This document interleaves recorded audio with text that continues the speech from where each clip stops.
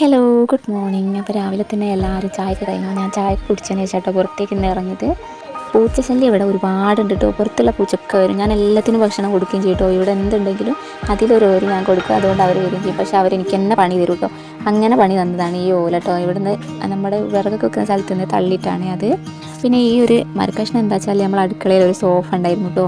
ഈ ഒരു സോഫ കുറേ നാൾ മുമ്പ് വാങ്ങിച്ചാണ്. പക്ഷേ അത് കേടായപ്പോൾ നമ്മൾ അടുക്കളയിൽ കിട്ടായിരുന്നു കേട്ടോ. അങ്ങനെ ആ സോഫേൻ്റെ എല്ലാ സംഭവവും ഒഴിവാക്കേണ്ടിയൊക്കെ ഇന്നലെ ഒഴിവാക്കി. ഈ മരക്കഷ്ണം പിന്നെ അവിടെ നിന്നിട്ട് എന്തെങ്കിലും ആവശ്യം വന്നാലോ വെച്ചെടുത്ത് വെച്ചാണ്.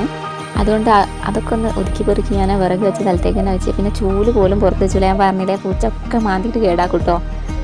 അങ്ങനെ ഇവിടെ ഈ ഒരു ഭാഗം അടിച്ചിട്ടേ ഇല്ലായിരുന്നേ. അങ്ങനെ ഈ ഒരു ഭാഗം കൂടി അടിച്ചു. ഇവിടെ നല്ലോണം മഴ പെയ്താൽ വെള്ളം നിൽക്കൂട്ടോ. അപ്പം അടിക്കാൻ ഭയങ്കര ബുദ്ധിമുട്ടാണ്. അപ്പം മഴ ഇല്ല, നല്ല തോറുന്ന സമയമായതുകൊണ്ട് വെയിലും ഉണ്ട്. അടിച്ചു വരാനൊക്കെ നല്ല സുഖം ഉണ്ടായിരുന്നു കേട്ടോ. ഈ ചൂല് പക്ഷേ കുറച്ച് ബുദ്ധിമുട്ടാണ്. ഞാൻ ഈ ചൂലുകൊണ്ടല്ല സാധാരണ അടിക്കൽ. പിന്നെ പട്ട കൊണ്ടൊക്കെ ഉണ്ടാകുന്ന ചൂലില്ലേ, അത് വേനലൊക്കെ അടിച്ചിട്ട് ഒരു കുറ്റിയാക്കി വെച്ച് നമ്മളതിന് കുറ്റിച്ചൂല് എന്നാട്ടോ പറയുക. ആ ചൂലുകൊണ്ടാണ് അടിക്കുക. അപ്പോൾ ഞാൻ ഇപ്പം ഇവിടെ അത്ര പ്രയാസമില്ലല്ലോ വെച്ചിട്ട് ഈ ഒരു ചൂലെടുത്ത് കേട്ടോ അടിക്കാൻ വേണ്ടി.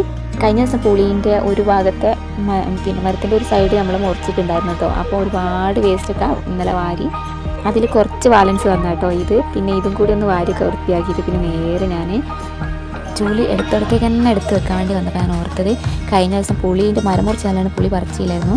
അതിൽ പുളി ഉണ്ടോ എന്ന് നോക്കിയതാട്ടോ ഈ കാണുന്നത്. മുറ്റ കടിച്ചു കഴിഞ്ഞപ്പോൾ ഞാൻ കാര്യം ശ്രദ്ധിക്കുന്ന പുളിയിൽ നിറയെ പുളി ഉണ്ടായിരുന്നു കേട്ടോ. കുറേയേറെ തൊഴിഞ്ഞു പോയി. പിന്നെ ഇത്രയും പുളി ഞാൻ ആ ഓടിൻ്റെ മുകളിലൊക്കെ വലിഞ്ഞു കയറി പറിച്ചാണ്. ഒരുപാട് സന്തോഷമായിട്ട് ഇത് കിട്ടിയപ്പെട്ടോ. കാരണം എന്താ വെച്ചാൽ നമ്മൾ കുറേ കാത്തു നിന്നതാണ്.